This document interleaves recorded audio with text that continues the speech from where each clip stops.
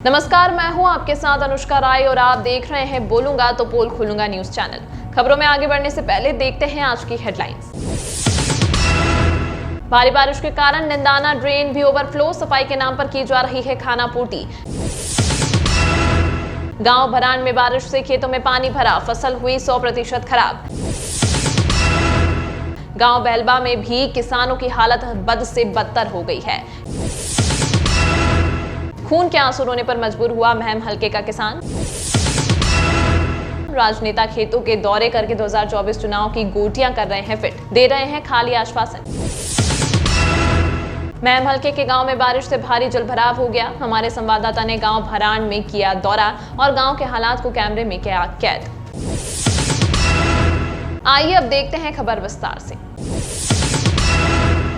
रोहतक में बारिश के कारण बाढ़ जैसे हालात बन गए हैं। केवल शहर ही नहीं, ग्रामीण इलाकों में भी जलभराव के कारण लोगों को परेशानी का सामना करना पड़ रहा है। बीते 24 घंटों में सबसे ज्यादा बरसात लाखन माजरा खंड में हुई।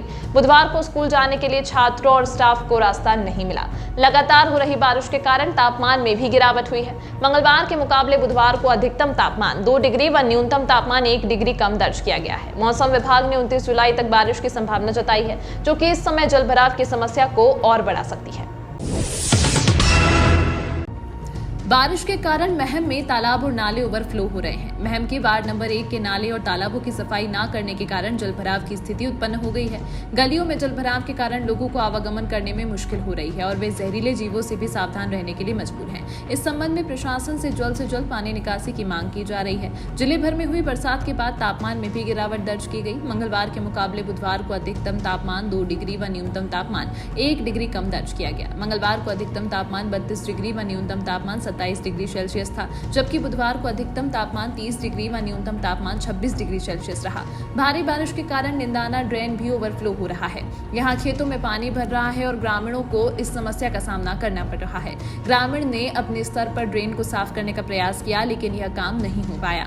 सांपला और कलानौर क्षेत्रों में भी जलभराव हो गया है और पूर्व मुख्यमंत्री भूपेंद्र हुड्डा इन इलाकों का दौरा कर जलभराव से निजात दिलाने के लिए प्रशासन से संपर्क में है।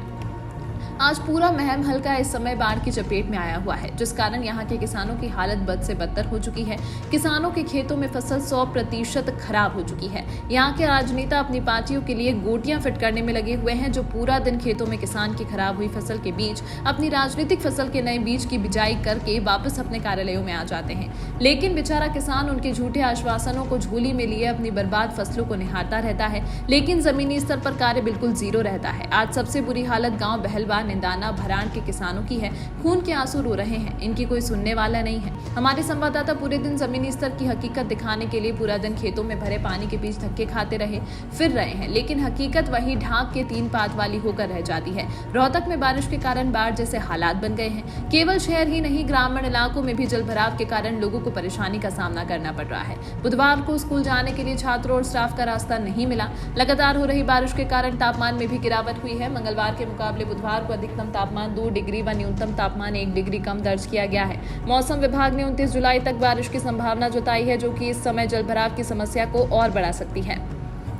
बारिश के कारण महम में तालाब और नाले ओवरफ्लो हो रहे हैं। महम के वार्ड नंबर 1 के नाले और तालाबों की सफाई न करने के कारण जलभराव की स्थिति उत्पन्न हो गई है। गलियों में जलभराव के कारण लोगों को आवागमन करने में मुश्किल हो रही है और वे जहरीले जीवों से भी सावधान रहने के लिए मजबूर हैं। जिले भर में हुई बरसात के बाद तापमान में भी गिरावट दर्ज की गई। मंगलवार के मुकाबले बुधवार को अधिकतम तापमान 2 डिग्री व न्यूनतम तापमान 1 डिग्री कम दर्ज किया गया। भारी बारिश के कारण निंदाना ड्रेन भी ओवरफ्लो हो रहा है।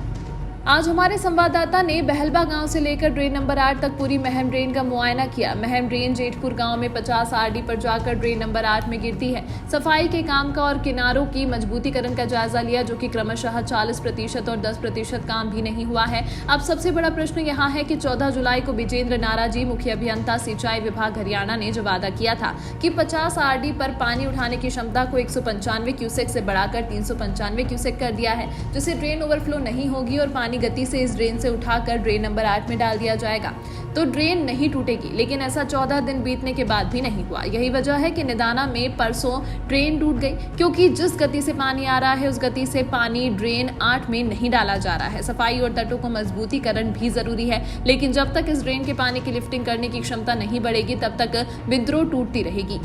इसीलिए शीघ्र अतिशीघ्र पानी लिफ्टिंग की क्षमता बढ़ाई जाए ताकि ड्रेन टूटने से बच सके। जब तक पूरी ड्रेन की सफाई और किनारों को मिट्टी डालकर ऊंचा व मजबूत नहीं किया जाएगा तब ड्रेन के टूटने का खतरा बना रहेगा। टोटल मुआयना करने के बाद ऐसा लगा कि जहां जहां पुलिस डटी वहां चोरी घटी वाली कहावत चरितार्थ होती लग रही थी, यानी जनता को कर्मचारियों की चौकीदारी करनी पड़ेगी। फिर सरकार बनाने का क्या मतलब रह गया? कानून व्यवस्था को जमीनी स्तर पर कौन लागू करवाएगा?